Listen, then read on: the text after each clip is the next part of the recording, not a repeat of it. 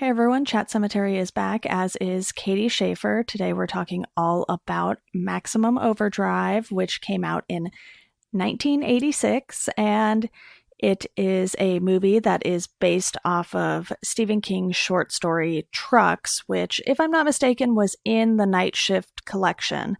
But Katie, how are you doing today? Are you ready to talk about this? I'm doing well, and yes, I am. I rewatched this again last night to really give myself a good perspective on things, and I gotta say, woo, that was a crazy ride. Yeah, it is certainly interesting. Before we dive into the casting and the story, though, there are just a few things I want to make note of about this movie, and that is the fact that it is Stephen King's directorial debut, and he wrote the script for it. We also have Dino De Laurentiis returning as a producer, and he has done quite a few things at this point. He worked on Cat's Eye, Firestarter, and a few others, if I'm not mistaken. I don't have all of them listed right in front of me, but frequent Stephen King collaborator, that's for sure. Yes, and quite the man known for his cheesy movies, we must say. Like he's quite and his good stuff. Like he was a very interesting director and then producer and brought a lot of different kind of cinema to the screen, and he just fits so perfectly with this movie. Yeah, and I believe I read that the production budget for this movie was around $10 million, which I think isn't too bad for something like this. You have very few set pieces, really. Most of this takes place in one location or just sort of on the highway, which is probably not that expensive to use given where they typically film these things. It's not like they're shutting down streets in LA to film Maximum Overdrive. Right, exactly. But why don't we go ahead and dive right on into the casting, though, because I think that's where at least a decent chunk of this budget was probably spent, because you have Emilio Estevez, Pat Hingle, Frankie Faison, Giancarlo Esposito, and Yeardley Smith. Those were the names that I sort of recognized. And it wasn't necessarily that I recognized Yeardley Smith, but something about her voice was just so unique. I went and asked my mom about it, and she was like, "Oh, she's one of the Simpsons." And I was like, "Oh, that makes so much sense," because I could not stand listening to her talk this entire movie. I was like, "Can you please just not?" And then Giancarlo Esposito has a very, very small part in this movie. You know, he's sort of off by himself doing his own thing in the game room. And I thought that was really funny. And it totally didn't even look like him, but I guess I'm just so used to seeing him in Better Call Saul lately. I'm like, oh, okay, yeah, I guess I can kind of see that it's him, but I wouldn't have known that if I hadn't gone and looked it up necessarily. And Emilio Estevez had been in, other Stephen King adaptations before too. So he has a couple frequent collaborators involved with this movie. And honestly, I think Emilio Estevez might have given the best performance in this movie. Pat Hingle definitely went all in on it, it seemed like too. But it was just one of those things where I was like, I'm not expecting this to be good, but there were some, good moments with the cast. Yeah, yeah. The cast is what really makes this movie for me, because it doesn't have a good script. It doesn't have a good, the story is very small, almost too small for a movie. But the cast, like you said, Pat Hingle is giving it his all in this. Like he's just as gruff and surly and wacky as you would ever see him in any of his other work. And I think Estevez, this was his time, this was when Estevez was pretty popular, and he tries with the material he's given. It's not much, but he makes it work. So, and it's kind of like a really slow motion car crash. Like you just can't look away. And so much of that is because of how these performances are given, especially because so many of them are way over the top. And it's great. From the beginning with Stephen King, what does he call her? His wife, who was Tabitha King, by the way. Sugar buns. This machine just called me an asshole. Just, oh my God. And to have that right at the top of the movie, I was like, okay, where exactly is this going? Because that image of, him looking at the ATM and all the words just coming up on the screen, it's like, oh, okay, so maybe this is going to be about a bunch of machines, but really it mostly ends up being about the trucks, which makes sense given the title of the story. But I feel like that first scene with King's cameo is just sort of misleading a little because you do see how other machines have taken a toll on people, especially when the kid Deke is riding his bike through the neighborhoods, and you just see like people hanging out of windows, under Yes. bushes, in cars, and whatever. Oh, And it's just like, wow, this is pretty morbid here. This poor right. kid, Right. and then his dad dies too. So why don't we just go ahead and dive right on into the story? Because basically, all of the machines are on the fritz because of some comet that went a little too close to Earth. And I don't know, the comet in UFO stuff really felt like it was just shoehorned in there with some text and maybe one or two mentions during the movie. And I was like, oh, right, that's what caused all this. I forgot about that by the end of the movie. Yeah. Yep. And Dan had mentioned it or my partner had mentioned it when we watched it. And I was like, oh, yeah, this is really odd. And you had mentioned it when we were texting. And so I was watching for it. And the entire time I was like, what? There's nothing to lead us to believe this. Almost nothing. And then out of the blue, they're talking about, oh, this is why it's happening. This is what I think is going on. And it's like, oh, this is some pretty good guesses. Pretty spot on random guesses. Oh, God. Yeah. They really, from the beginning, this movie is so cartoonishly over the top. And in all aspects, it embraces that. Just like the crazy, ridiculous people dying. And there was one lady who apparently had been strangled by her hairdryer. Not sure how it did that, but Yeah. it's all right. So, God. And you do have the incident at the truck stop where, the knife starts to just run and it cuts the lady's arm. And it's like, okay, I guess, but, why Yeah. was that part necessary? Because it doesn't kill her, it just sort of injures her. And I think of the non truck moments, I think the best one was in the video game room, Oh, actually, yeah. when you have Giancarlo Esposito's character and he's just all by himself, which seems a little weird given how many people seem to be at the truck stop. It's like, oh, okay, clearly only one guy is interested in the pinball machines or anything like that. And he's sort of just going crazy because everything is just spilling out, all the like prizes and like the vending machine stuff. Right? He's like, cigarettes for me. Yeah. And then he gets electrocuted. And you're like, Yep. okay, see, that makes sense.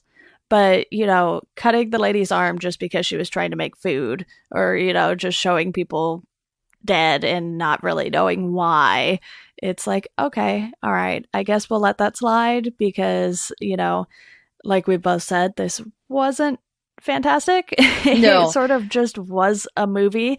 And, it was about an hour and 37 minutes, somewhere around there, I believe. But Yep. it sure did drag at times. I was like, wait, how much time do I have left? Yep. Yep. And that is like entirely too many long shots. Just these long held shots that are like, why are we still looking at this? This means nothing. This is not, why are we looking at this? And it just keeps going. And it's so much of this is so frantic, but then it will periodically just hold this long shot of like looking at the bathrooms when they're running over there. And it's like, just cut it out, increase the tension, keep things moving, just chop those little bits. And then at least it wouldn't feel like nothing is happening, which at points it does feel like that. And that's when you're like, why am I watching this again? And then it starts to go crazy and you're reminded why. Because I really enjoyed that part with the knife, at how everybody immediately assumes that it did indeed try to kill her. And so the only response is to smash it with a hammer, not like pick it up and try to turn it off or take the batteries out. Just kill it. Kill it now. Yeah, I guess it was a little foreshadowing of what troubles would come to that particular truck stop. But I do agree with you that there were just some shots where it's like, okay, we don't really need this long. And I felt that way when we kept seeing the trucks circling the truck stop. It's like, yes, they Yes. haven't stopped. Thank you. Yep, that's totally the example of like, this is not a complex story. We do not need to be reminded of the stakes here once you've laid them out. It's like we know, we get it. We've seen the trucks kill like 3 people at this point. We know they're gunning for the humans. Yeah, exactly. And then you do have some fun little moments like when the trucks all need gas and they're all lined down the highway basically, and there's just a bunch of honking going on. And Yes. there are some slip ups too, because I did see a driver in one of the trucks at one point when Oh, they were starting to circle, I believe. I think it was the one with the orange cab. And all of a sudden, you oh yeah. see very, very quickly someone's arm turn the wheel. Yes. And I was reading that the way they kind of got away with driving the trucks but not being able to see the people was that they actually had the people behind the seat in the sleeper section of the cab, and they had them dressed in all black, and they like attached chains to the stuff so that they could shift gears and whatnot. And I was Oh like, my God. okay, that seems dangerous. And there were a lot of times where you could tell they probably had the people in the cabs because they weren't really showing you the cabs. It's like, okay, Yep. we're going to sort of just show you this quick little glimpse of it. And, maybe the person's kind of hidden and you can't see their hands on the wheel or something like that. And just the different angles that you could tell that they were using. It's like, okay, clearly they didn't have the money to just like CGI drivers out, in Right. 1986 for this level movie. And that's totally fine. I think they did find ways to get creative with that. But at the same time, you're like, yeah, we know these trucks definitely aren't driving themselves. Right. Yes. It's hard to maintain that illusion because they just go about it in this weird way. And it's like they have very strange places they put the money in this film because some of it is pretty decently well done. Most especially the explosions at the end. Yeah. The giant fucking giant like they spent so much money on those explosions because they look amazing. But then like all of the blood is way too red. It's everywhere, just splashed Yeah. indiscriminately around in places that it's like, why is there blood there? What's this? And then, yeah, like the driving with the cars, it's like you can get some like reflective mirrors to put on there or some shade to kind of like hide it. No. So, it's a very mishmash of special effects and effects in general, except the explosions. That they put all the money into. Exactly. I did read too that initially they were supposed to film it like between October and December, but they ended up doing it like in the middle of summer. So I feel like had they done October or December, you would have had, not as much of the sun beating down because, there were trees, especially in the neighborhoods and things, but then, they kind of clear them all out to put the truck stop there because you don't really want trees at a gas station. That just seems like a bad Right. idea. But Right. For you obvious have reasons. this sort of, yeah, you have this sort of cleared out space, and the sun is just beating down so much during the day. And you can tell too, it's like these people are sweating on set. Like, Yep. it did not look all that great, but you have to give Stephen King credit for wanting to try his hand at directing and understanding that maybe it wasn't his forte. So I don't really think he was involved in too many other things as a director, if any at all. I mean, I'd obviously have to check on that, but based on Oh what I no. read in the Creepshow's book, he was like, okay, maybe this isn't my thing, but I wouldn't put it past him to still, try again later.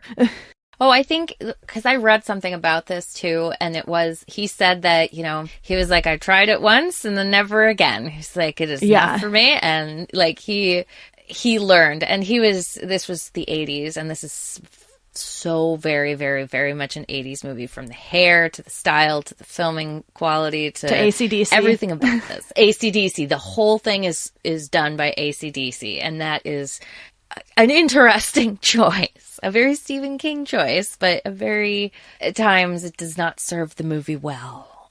We'll say that. Yeah. But he was real coked out when he was making this movie, and that's what he said. That's what he said in interviews. He was like, "Oh yeah, I was coked out of my mind the whole time I was making that movie." And so you can tell, like, from the great explosions to the really frenetic camera work and the very strange musical drops, like the needle drop choices in there, the wee thing whenever somebody is in danger. Oh God, it's just like, what too is much this? Too much 80s.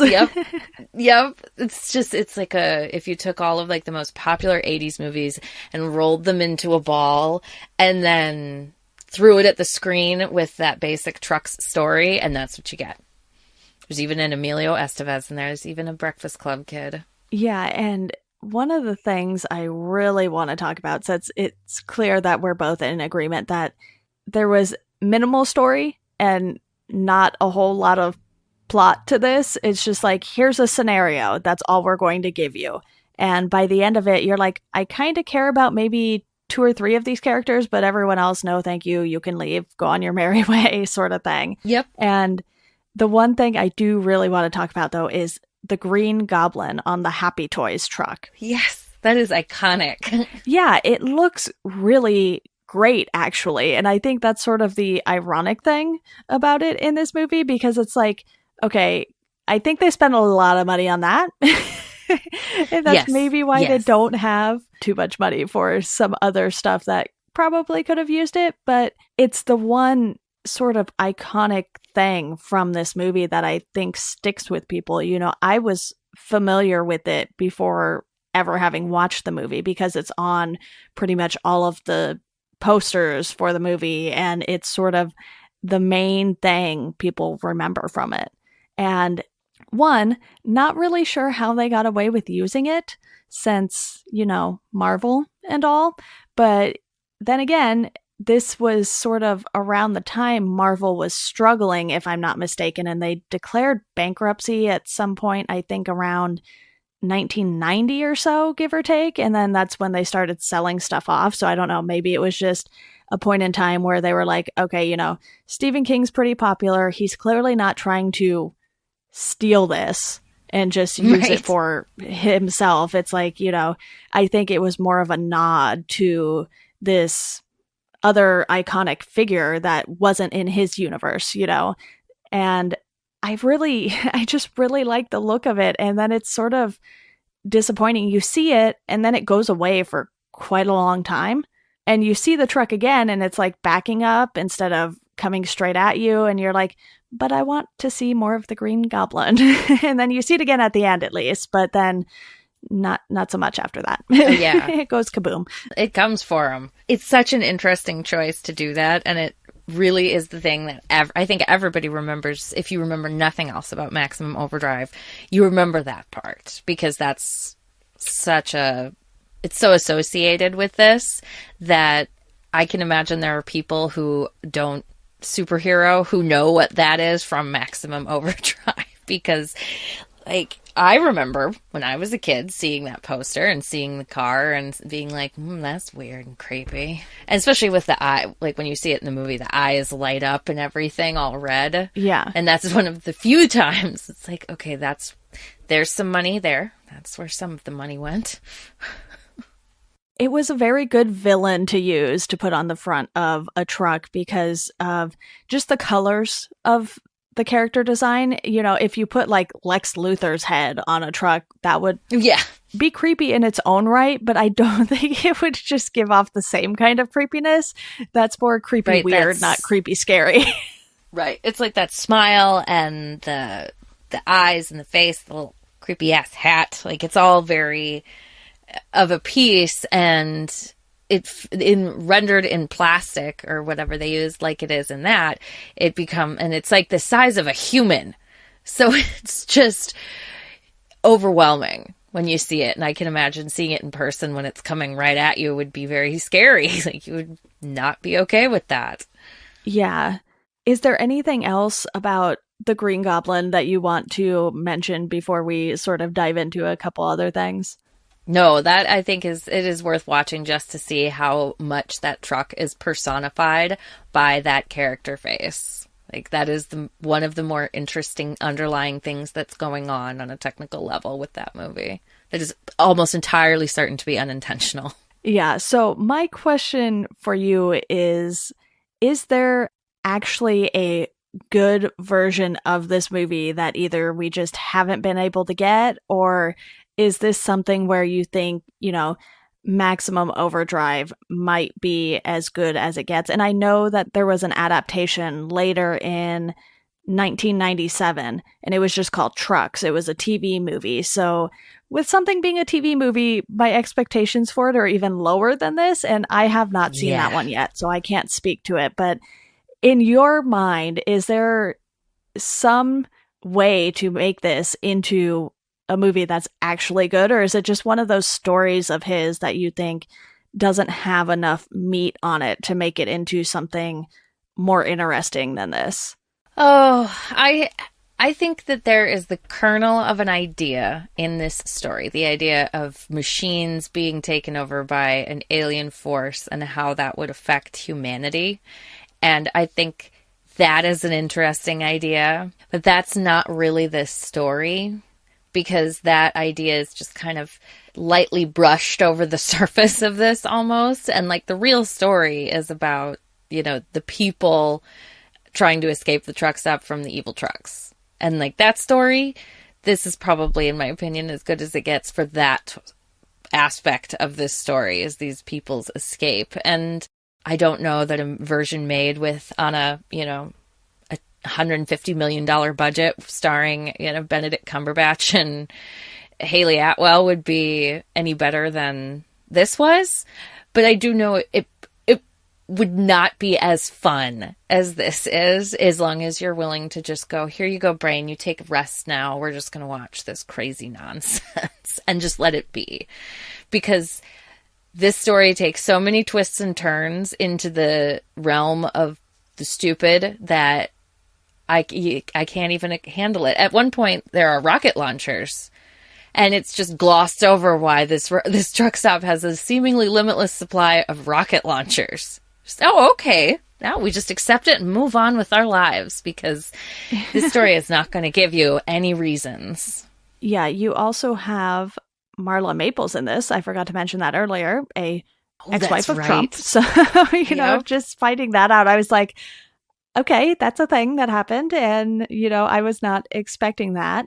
But I think, No. for some final thoughts on this movie, I'm in total agreement with you. It's not a good movie, but it's because the story is limited with what you can do with it. And how it was adapted here, you don't really dive into the whole comet UFO stuff. And that is probably an area where there lies a more interesting story, but we I don't definitely. get that. No. And in a way, it's a little disappointing, because I was actually expecting this to be a little more sci-fi than it was, because of, the whole comet UFO thing going on, but it wasn't. And, that's fine.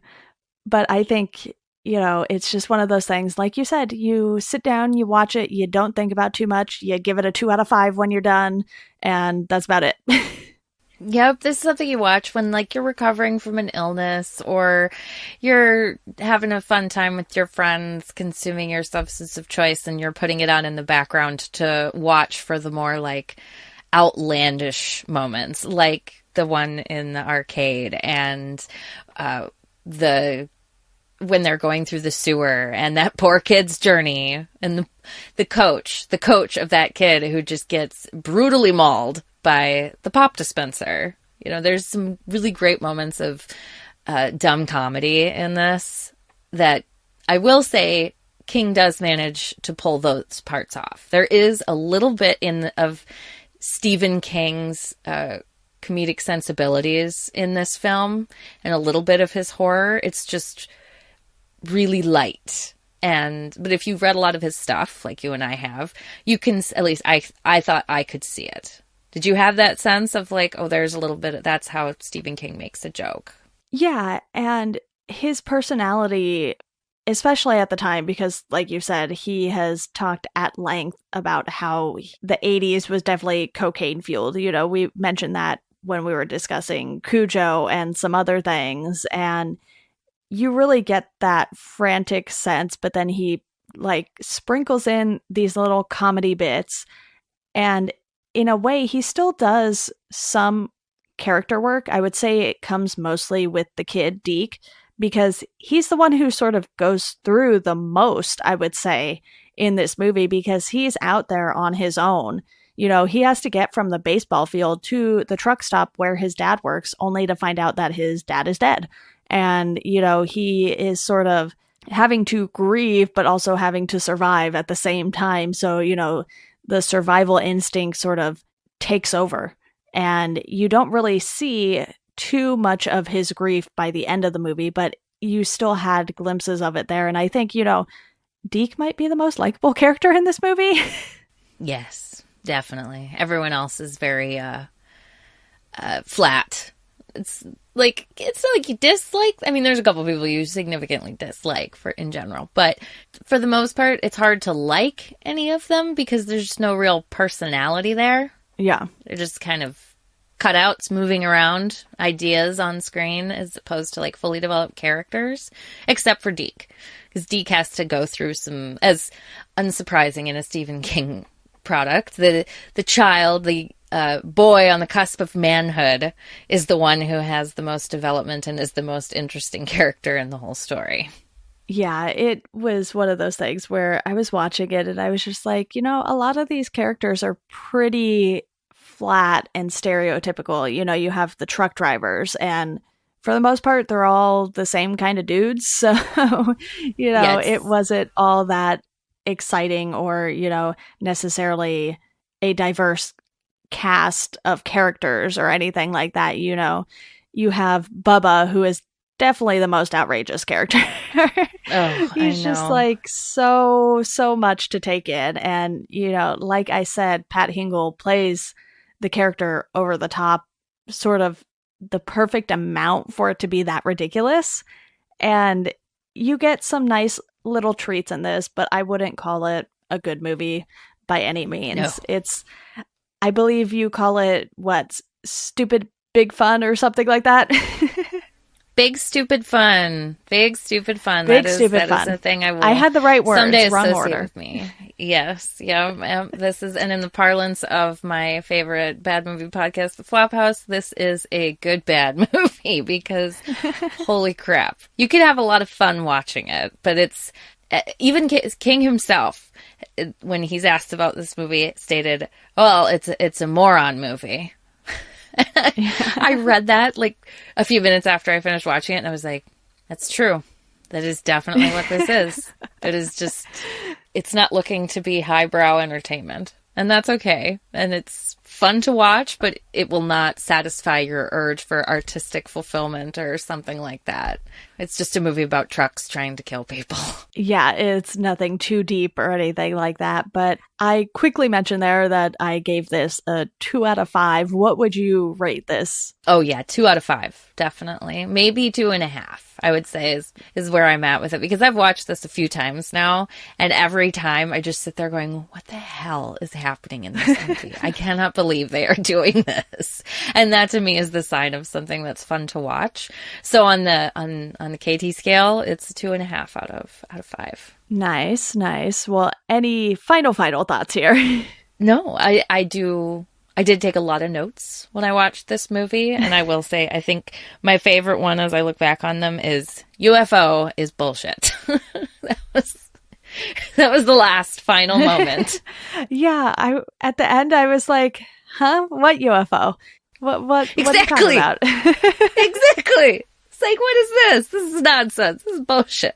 So that's my final thought on it, is UFO is bullshit. Well, Katie, thank you so much for coming on to talk about this one. I knew it would be a fun but quick conversation because, you know, there wasn't too much to go No. really, really in depth on with this one, but still fun nonetheless. And Yes. to our listeners, you can follow us on Twitter and Instagram at Chat Sematary. It would be awesome if you could go over to Apple Podcasts or Google Podcasts and give us a rating and review.